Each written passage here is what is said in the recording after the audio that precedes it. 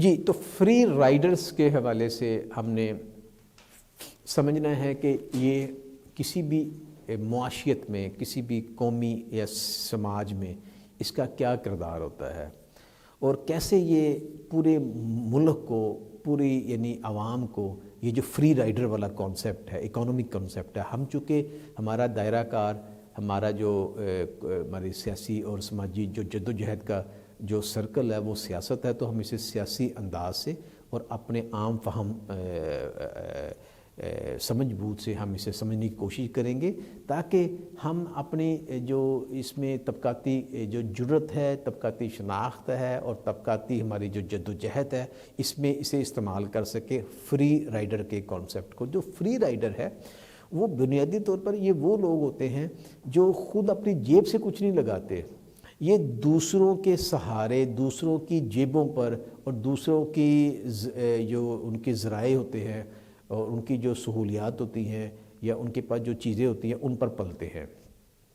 تو یہ جب ان کی کوانٹٹی بڑھ جاتی ہے، یعنی ان کی جو ڈیمانڈ بڑھتی ہے یا ان کی جو چاہت ہے، تڑپ ہے کچھ چیز حاصل کرنے کی بغیر کسی چیز، بغیر محنت کے، بغیر اس کی قیمت ادا کیے، تو یہ پھر اس اکانومی کے لیے، اس سماج کے لیے یہ آہستہ آہستہ یعنی یہ ایک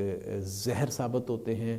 نقصان دہ ثابت ہوتے ہیں، اور بلکہ اکثر اوقات اسے ہم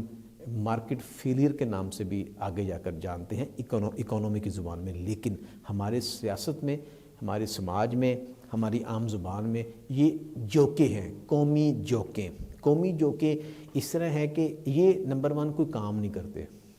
اچھا انہیں کام کرنا بھی نہیں آتا،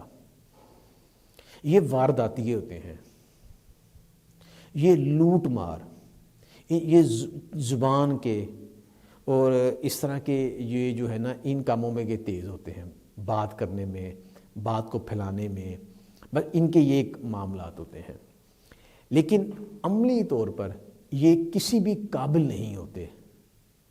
لیکن زبانی کلام میں یہ بہادر بھی ہوتے ہیں، یہ سمجھدار بھی ہوتے ہیں، یہ میچیور بھی ہوتے ہیں، اور یہ بڑے یعنی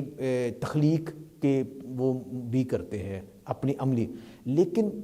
پریکٹیکلی یہ عام لوگوں کے خون پسینے پر پلتے ہیں۔ مثال کے طور پر دیکھیں، پاکستان کی جو اکانومی ہے، اس اکانومی کا جو 100% وہ جو پورا بجٹ ہے ہمارا، وہ جو قومی دولت ہے، وہ پیدا کون کرتا ہے؟ محنت کش طبقہ، مزدور ہے، کسان ہے، چھوٹا تاجر ہے، عام آدمی ہے، اور ٹیکنیشین ہے، ڈاکٹر ہے، وکیل ہے، انجینئر ہے، ٹیچر ہے، یہ وہ سارا پیدا کرتے ہیں۔ یہ 90% لوگ ہیں، یعنی یہ وہ لوگ ہیں جو محنت کر کے کما کر کھاتے ہیں، اور اپنی خون پسینے کی کمائی کا جو آدھا حصہ ہے وہ ریاست کو ادا کرتے ہیں۔ ریاست دفاع کے لیے، خارجہ امور کے لیے، اور خزانہ بھرنے کے لیے، اور پولیس کے لیے، ایجوکیشن کے لیے، صحت کے لیے، باقی معاملات چلانے کے لیے۔ اچھا، اب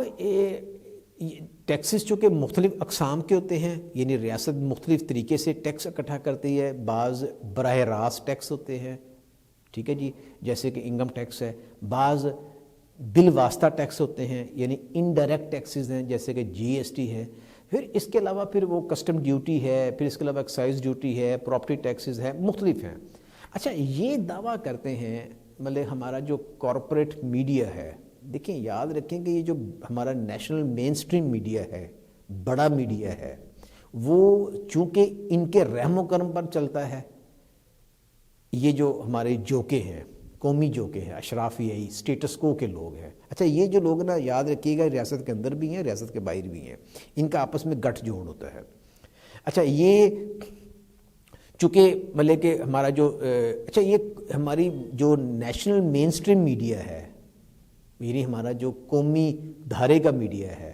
وہ ڈائریکٹلی ان کے رحم و کرم پر ہوتا ہے۔ مطلب ریاست کے اندر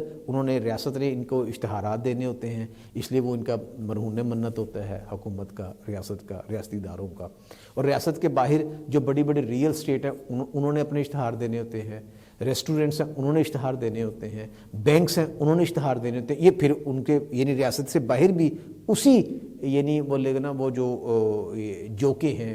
یا اشرافیہ ہی ہے یا دولت مند طبقہ ہے، ان کا یہ مرہون منت ہی رہتا ہے، اس لیے ان کا حصہ بن جاتا ہے. یعنی آہستہ آہستہ وقت کے ساتھ ساتھ میڈیا بھی ان کا حصہ بن جاتا ہے، ان کا پارٹیسپینٹ ہوتا ہے. پھر وہ یہ ہوتا ہے کہ ان کے شیئر، یعنی کسی بھی میڈیا ہاؤس میں شیئر ریئل اسٹیٹ والے کے ہوتے ہیں. جیسے کہ آپ کے سامنے ہے کہ وہ جو سما ٹی وی ہے وہ خرید لیا عبدالعلیم خان نے. تو اسی طرح مختلف آپ خود انالیسس کر سکتے ہیں، اپنے گرد و نواح کا جو ڈیٹا ہے اس کے ذریعے سمجھ سکتے ہیں، سمل کر سکتے ہیں کہ یہ پھر ایک ہی وہ چکی کے سارے کٹے پھٹے وہ ٹھاٹ باٹ بن جاتے ہیں. بہرحال مسئلہ یہ ہے کہ اب دیکھنا یہ ہے کہ یہ جو فری رائڈرز ہیں، یعنی یہ سارے فری رائڈر ہی بنتے ہیں ایٹ دی اینڈ، لیکن ان کے پاس جو ٹولز ہوتے ہیں، ان کے پاس جو کام کرنے کے، اپنی بات کو گھمانے کے اور اپنی بات کو یعنی ایسے طریقے سے بات کریں کہ لوگوں کی جو ذہن سازی ہو، عوام کی ذہن سازی ہو جائے، وہ ظاہر ہے کہ یہ اس کے مالک ہوتے ہیں اور پھر قانون سازی کے بھی مالک ہوتے ہیں. پھر اسی لوٹ مار کو اپنے جو پارلیمنٹ کے اندر، سینٹ کے اندر، اسمبلیز کے اندر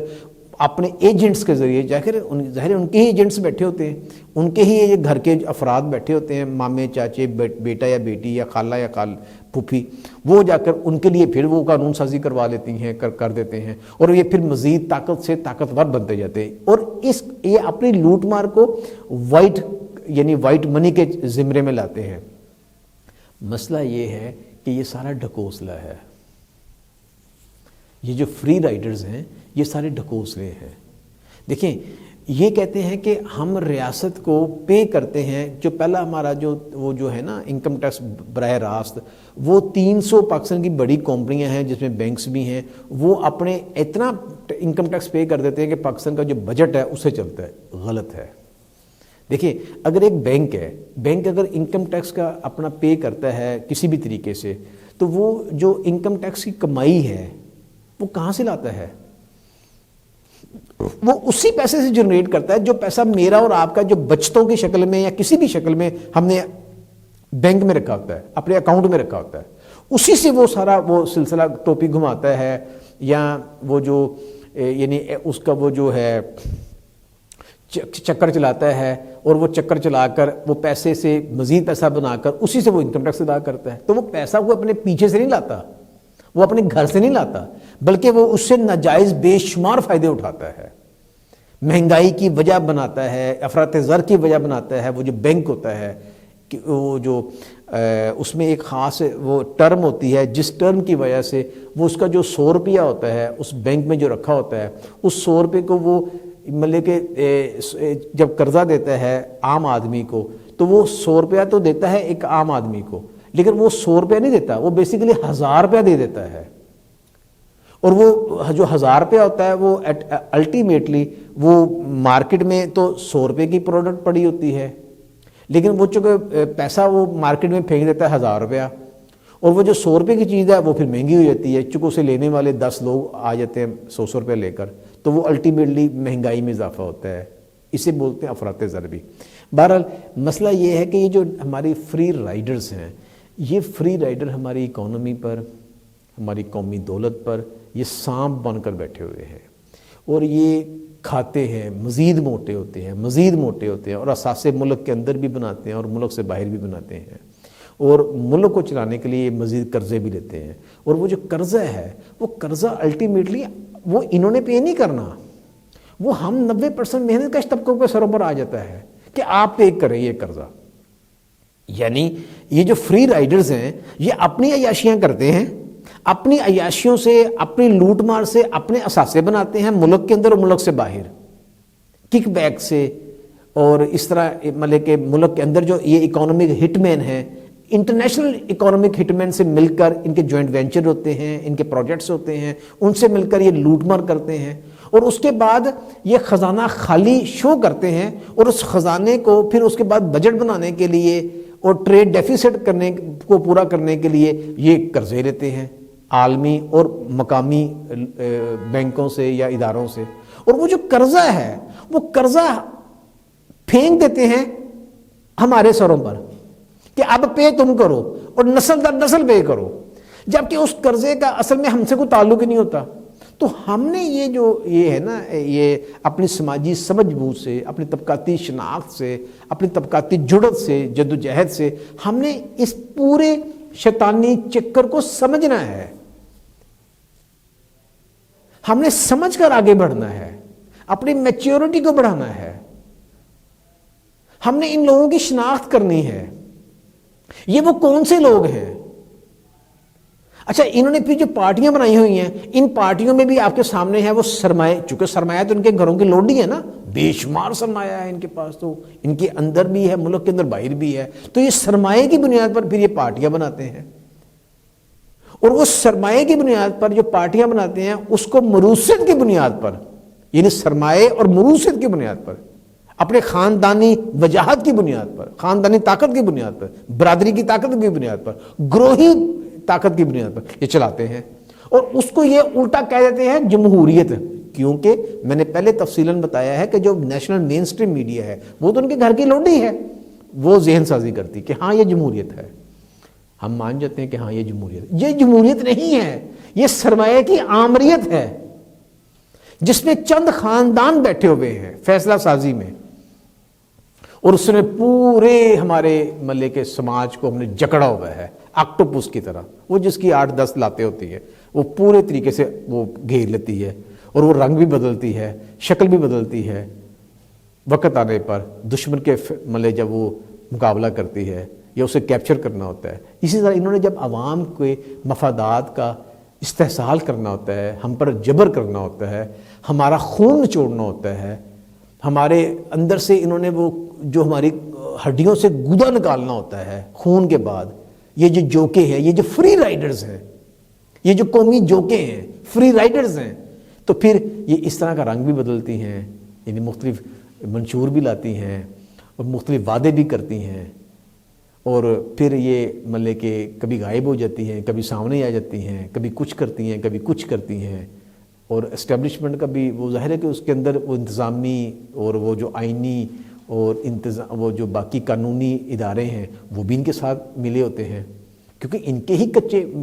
بچے اور ان کے ہی رشتہ دار اور ان کے ہی مطلب کہ وہ سارے وہاں بیٹھے ہوتے ہیں۔ تو یہ جو ایک ایسا ہمیں دلدل میں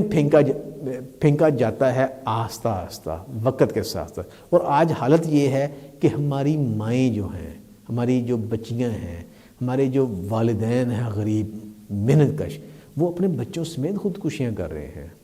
روزگار کے ذرائع ختم ہو رہے ہیں، لیکن ان کے وہ جو نوٹنکیاں ہیں، ان کی بدماشیاں ہیں، ان کی جو فراڈ ہیں، ان کی جو لوٹ مار ہے، وہ مسلسل نئے سے نئے رنگ کے ساتھ ہمارے سامنے آتی جا رہی ہے۔ تو یہ ہم نے اپنی طبقاتی سمجھ بوجھ سے، طبقاتی شعور سے، طبقاتی جڑت سے، طبقاتی جدوجہد سے ہم نے سیکھنا ہے، سمجھنا ہے، تاکہ ہم آگے بڑھ کر ان کا مقابلہ کر سکیں اور ان کی لوٹ مار کے آگے پل باندھ سکیں۔ شکریہ، اللہ حافظ۔